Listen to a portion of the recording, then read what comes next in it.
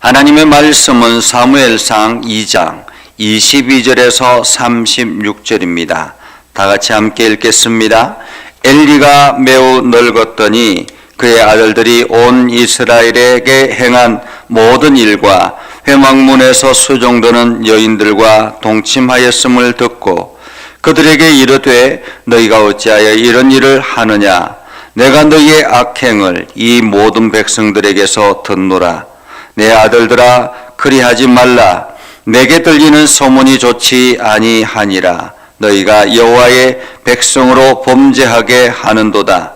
사람에게 범죄하면 하나님이 심판하시려니와 만일 사람이 하나님께 범죄하면 누가 그를 위하여 강구하겠느냐 하되 그들이 자기 아버지의 말을 듣지 아니하였으니 이는 여호와께서 그들을 죽이시로 뜻하셨음이더라. 이에 사무엘이 점점 자라매 여호와와 사람들에게 은총을 더욱 받더라. 하나님의 사람이 엘리에게 와서 그에게 이르되 여호와의 말씀에 너희 조상의 집이 애굽에서 바로의 집에 속하였을 때에 내가 그들에게 나타나지 아니하였느냐? 이스라엘 모든 지파 중에서 내가 그를 택하여 내 제사장으로 삼아 그가 내 제단에 올라 분향하며 내 앞에서 에봇을 입게 하지 아니하였느냐? 이스라엘 자손이 드리는 모든 화제를 내가 네 조상의 집에 주지 아니하였느냐? 너희는 어찌하여 내가 내 처소에서 명령한 내 재물과 예물을 밟으며 내 아들들을 나보다 더 중히 여겨 내 백성 이스라엘이 드리는 가장 좋은 것으로 너희들을 살지게 하느냐? 그러므로 이스라엘의 하나님 나 여호와가 말하노라. 내가 전에 내 집과 내 조상의 집이 내 앞에 영원히 행하리라 하였으나 이제 나 여호와가 말하노니 결단코 그렇게 하지 아니하리라. 나를 존중히 여기는 자를 내가 존중히 여기고 나를 멸시하는 자를 내가 경멸하리라. 보라, 내가 네 팔과 내 조상의 집 팔을 끌어 네 집에 노인이 하나도 없게 하는 날이 이를지라.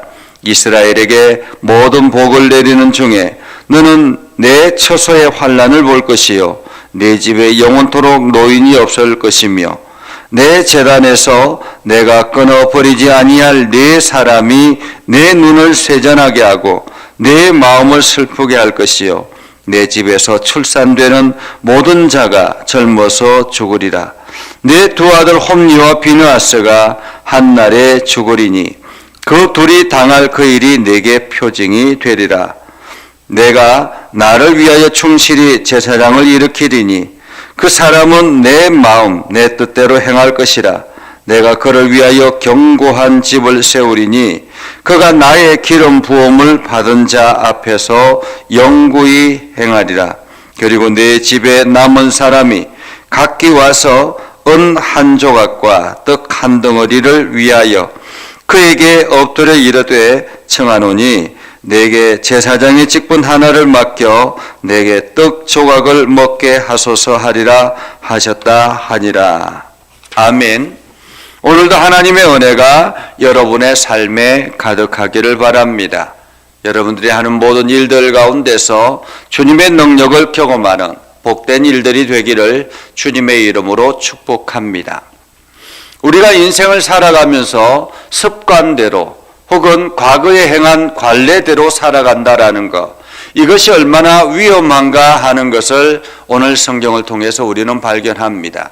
왜냐하면 우리는 우리의 본성이 원죄를, 죄의 본성을 가지고 있기 때문에 습관대로 살아온다라는 것, 관례대로 산다라는 것은 어쩌면은 계속 우리가 죄 가운데로 흘러간다라는 의미일 수 있습니다.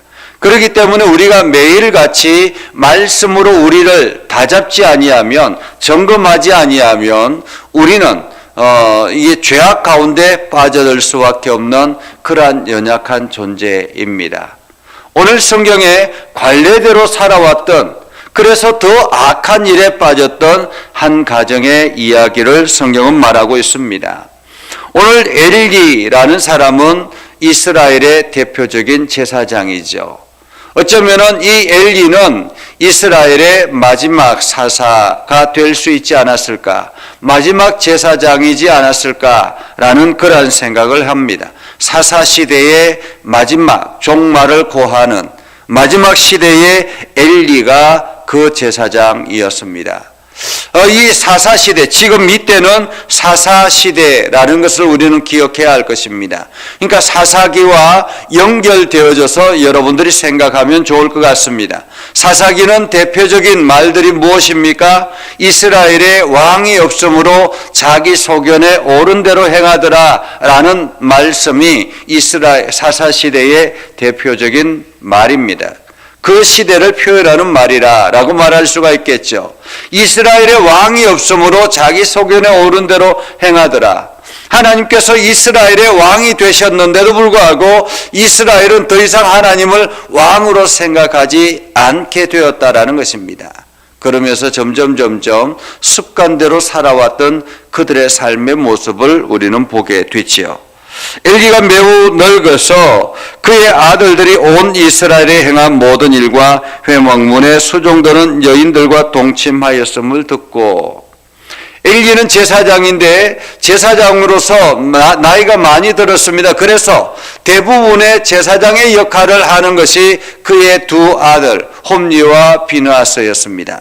그런데 이 홈리와 비느하스가 온 이스라엘에 행한 그 모든 일들이 엘리에게 지금 들려졌다라는 것입니다. 많은 사람들이 엘리에게 찾아와서 엘리의 두 아들들이 행한 죄악에 대한 이야기들을 이야기했다라는 거죠. 그들에게 이르되, 엘리가 그 아들들에게 불러서 이야기합니다. 어찌하여 이런 일을 행하느냐? 너희 악행을 이 모든 백성들이 나에게 말한다라는 이야기를 했습니다. 그러면서 하는 이야기가 그렇게 하지 말라. 그렇게 하지 말라. 너희가 하나님 여호와의 백성으로 범죄하게 하는도다 라고 말하면서 사람이 사람을 범죄하면 하나님이 심판하시려니와 만일 사람이 하나님께 범죄하면 누가 그를 위하여 간구하겠느냐라는 그러한 경고의 메시지만 전하죠. 그럼에도 불구하고 이 홈리와 비느하스 이 두 아들들은 아버지의 소리를 기뜸에도 듣지 않습니다. 그래서 여전히 그들은 행하던 악행을 그대로 행했다라는 것이죠. 습관처럼 그냥 살아왔던 그대로 살아왔다라는 것입니다. 그런데 여기서 우리는 성경에 아주 섬뜩한 이 문장을 발견하게 되지요. 어떤 문장입니까? 25절 하반절에 보면 이는 여호와께서 그들을 죽이기로 뜻하셨습니다 라고 말합니다. 하나님께서 그들을 죽이기로 작정하셨다라는 말입니다. 그래서 작정한 결과가 무엇이라고요? 그들이 행한 대로 그대로 내버려 뒀다라는 것입니다. 어쩌면 하나님께서 홈리와 비느하스에게 끊임없이 경고했을 수 있습니다. 하지만 그들은 하나님의 말씀을 전혀 듣지 않았던 것이죠. 우리가 죄악 가운데 거하는데 혹시나 우리 주변의 사람들이 죄악 가운데 거하는데도 불구하고 여전히 그들이 하는 일들이 승승장구한다. 악을 행함에도 불구하고 저들이 하는 일들이 잘 된다. 우리가 부러워할 것이 아니라 그들을 염려해야 할 것입니다. 왜냐하면 하나님께서 그들을 죽이기로 뜻을 정하셨다라고 말씀하시기 때문에 그렇습니다. 혹여나 우리 인생 가운데 내가 하나님 앞에 하나님을 업신여기고 하나님을 가볍게 여겨서 하나님 앞에 온전하게 예배하지 않음에도 불구하고 하나님께서 내 인생을 돌보신다 라고 착각한다면 그것은 오산이라는 것입니다. 하나님은 철저하게 우리가 이 땅에서 잘 먹고 잘 사는 게 중심이 아니라 온전히 하나님 앞에 거룩한 제사장으로서 살아가기를 원한다라는 거죠. 그래서 하나님께서는 끊임없이 말씀하시고 경고하심에도 불구하고 우리의 귀가 닫혀져서 하나님의 말씀을 듣지 않으면 우리들도 이 홈리와 비느하스처럼 이미 우리의 신경이 마비가 되어서 하나님의 말씀을 듣지 않는 어리석은 자가 될 수 있다라는 것입니다. 그러면 하나님께서 죽이기로 뜻을 정하셨더라. 이 말씀이 우리에게 주요하신 말씀이기도 할 수 있다라는 거죠. 그러지 않기 위해서 우리는 매일같이 하나님의 음성을 듣고 매일같이 하나님 앞에 기도하고 매일같이 하나님의 뜻을 알려고 노력해야 되는 것입니다. 하나님, 오늘도 내가 내 인생 가운데 이러한 일들을 통해서 무엇을 하기를 원하십니까? 우리는 끊임없이 물어야 한다라는 것입니다. 이렇게 하나님께서 엘리와 두 아들들을 죽이기로 뜻을 정하셨을 때에 반면에 사무엘이라는 아이, 이 사무엘이라는 아이는 어릴 때부터 이 성전에서 성장했습니다. 한나의 어머니 한나로부터 늘 이 아이는 하나님께 드려진 아이라라는 그러한 신앙의 교육을 받았습니다. 그래서 이 아이는 어릴 때부터 성전에서 성장하며 하나님의 뜻을 구하고 하나님과 함께 나아가는 그러한 인생이 되었습니다. 그래서 26절에 이렇게 말하죠. 사무엘이 점점 자라매 여호와와 사람들에게 은총을 더욱 받더라. 여호와와 사람들에게 은총을 더욱 받더라. 하나님의 사람이 엘리에게 찾아와서 이야기를 합니다. 제사장이 그 하나님의 말씀에 민감하지 않기 때문에 하나님께서 선지자를 보냈다라고 말할 수 있습니다. 그래서 하나님의 사람이 엘리에게 찾아와서 이야기합니다. 하나님의 말씀을 대언하죠. 여호와의 말씀에 너희 조상의 집이 애굽에서 바로의 집에 속하였을 때, 한마디로 지금 무슨 이야기를 하고 있습니까? 지금 너희가 제사장으로 있게 된 원인이 어디에 있는지 아느냐? 왜 제사장으로 선택받았고 왜 제사장으로서 이렇게 누릴 수 있게 되었는지 아느냐라는 이야기입니다. 그러면서 옛날의 이야기를 하기 시작하죠. 하나님께서 너희 조상의 집이 애굽에서 바로의 집에 속하였을 때 그들에게 나타나지 아니하였느냐? 이스라엘 모든 지파 중에 내가 그를 선택하여 내 제사장으로 삼아 그가 내 제단에 올라 분향하며 내 앞에서 에봇을 입게 하지 아니하였느냐? 하나님께서 이스라엘 백성들을 하나님의 거룩한 제사장의 나라로 세우기 위해서 특별히 그 제사장의 역할을 내가 너희에게 주지 않았느냐라는 것입니다. 너희 조상에게 주지 않았느냐? 그래서 하나님 앞에 제사하는 일에 열심을 다하게 하기 위해서라는 거죠. 그러면서 29절에 너희는 어찌하여 내가 내 처소에게 명령한 내 재물과 예물을 밟으며 내 아들들을 나보다 더 종이 여겨 내 백성 이스라엘이 드리는 가장 좋은 것으로 너희들을 살찌게 하느냐라고 말합니다. 왜 온전한 예배를 드리지 않느냐라는 거죠. 왜 하나님 앞에 거룩하게 드려야 할 예배가 너희의 죄악을 가득 채우는 일에 행하느냐라는 말입니다. 그러면서 30절에 이렇게 말합니다. 하반절이죠. 나를 존중히 여기는 자를 내가 존중히 여기고 나를 멸시하는 자를 내가 경멸하리라. 이렇게 말합니다. 나를 존중히 여기는 자를 내가 존중히 여기고 나를 멸시하는 자를 내가 경멸하리라. 여기서 멸시한다라는 말은 하나님을 업신여긴다라는 말입니다. 가볍게 여긴다라는 말이죠. 우리가 하나님 앞에 예배할 때 그냥 형식적으로 예배한다든지 그냥 예배의 시간만 채운다든지 우리의 마음이 없이 그냥 근성으로 예배한다든지 이러한 예배가 하나님을 업신여기고 멸시하는 것이다라는 말입니다. 그때에 하나님께서 내가 경멸하리라 라고 말하고 있죠. 그러면서 이야기합니다. 보라, 내가 네 팔과 네 조상의 지팔을 끊어 내 집에 노인이 하나도 없게 하리라. 태어나서 아이들이 출산하고 나면 이 아이들이 성장하고 노인이 되어야 되는데 어른이 아무도 없게 할 것이다 라는 것입니다. 무슨 뜻입니까? 다 일찍이 죽게 될 것이다 라는 말이죠. 35절에 이렇게 말합니다. 34절에 두 아들의 홈리와 비느하스가 한날에 죽으리니 이것이 경고의 시간이다, 표징이다 라고 말하고 있습니다.